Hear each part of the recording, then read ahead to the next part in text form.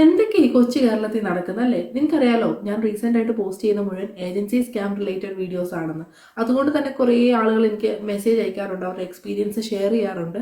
അങ്ങനെ കിട്ടിയ ഒരു കാര്യമാണ് ഞാൻ നിങ്ങളുമായിട്ട് ഷെയർ ചെയ്യാൻ പോകുന്നത്. സ്റ്റോറി ടൈം എന്ന് തന്നെ പറയാം. Yes, it's story time. ഒരു കുട്ടി അയർലൻഡിൽ പോകണമെന്നുള്ള ആഗ്രഹത്തോടെ ഒരു ഏജൻസിയെ കോൺടാക്ട് ചെയ്യുന്നു. ഏജൻസിക്കാരുടെ ഡീറ്റെയിൽസും കാര്യങ്ങളൊക്കെ ആ കുട്ടിയായിട്ട് ഷെയർ ചെയ്യുന്നു. ഈ കുട്ടിക്ക് വിശ്വാസം വരാൻ വേണ്ടി ഏജൻസി അയർലൻഡിൽ അവർ വിട്ട ഒരാളുടെ കോൺടാക്ട് നമ്പർ കൊടുക്കുന്നു. ആളെ വിളിച്ച് ചോദിച്ചു കഴിഞ്ഞാൽ കാര്യങ്ങളൊക്കെ അറിയാമെന്ന് പറയുന്നു. അങ്ങനെ ഈ കുട്ടി ആ നമ്പറൊക്കെ വാങ്ങിച്ച് വീട്ടിൽ വരുന്നു. കുറച്ച് കഴിയുമ്പോൾ പറയുന്നു ഈ ഏജൻസി ഉടായിപ്പാണെന്ന്. ഓക്കെ, ആ കുട്ടി ആ പ്ലാൻ ഡ്രോപ്പ് ചെയ്യുന്നു. വേറൊരു ഏജൻസിയെ സമീപിക്കുന്നു.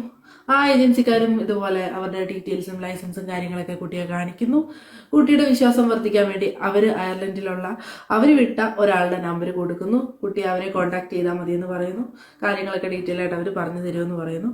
അങ്ങനെ ആ കുട്ടി അവരുടെ നമ്പരും വാങ്ങിച്ചു വെക്കുന്നു. പിന്നീട് ഈ കുട്ടി തിരിച്ചറിയുകയാണ്, ആദ്യത്തെ ഏജൻസിക്കാർ കൊടുത്ത നമ്പരും രണ്ടാമത്തെ ഏജൻസിക്കാർ കൊടുത്ത നമ്പറും ഒരാളുടെ നമ്പറാണെന്നുള്ളത്. അതിനർത്ഥം അയർലൻഡിലേക്ക് ഒരാളെ ഈ രണ്ട് ഏജൻസിക്കാരും കൂടെ ചേർന്നാണോ വിടുന്നത്? എന്തൊക്കെ രീതിയിലാ തട്ടിപ്പെന്ന് നോക്കിക്കേ. ഇത്രയും മതിയല്ലോ ഇത് തട്ടിപ്പാണ് എന്നറിയാൻ.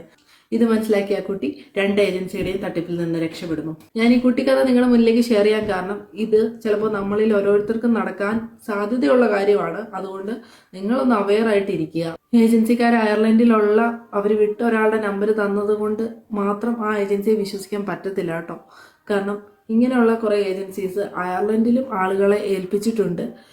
ആരെങ്കിലും വിളിക്കുമ്പോഴത്തേക്ക് ആ ഏജൻസി ത്രൂ ആണ് നിങ്ങൾ പോയത് എന്ന് പറയാനായിട്ട് അവർക്ക് കുറച്ച് പൈസയും കൊടുക്കുമായിരിക്കും. ഇന്നത്തെ കാലത്ത് പൈസ കിട്ടിയാൽ ആളുകളെ ചതിക്കാനും തയ്യാറായിട്ടുള്ള മനുഷ്യരുണ്ട്. അത് നിങ്ങൾ മനസ്സിലാക്കണം.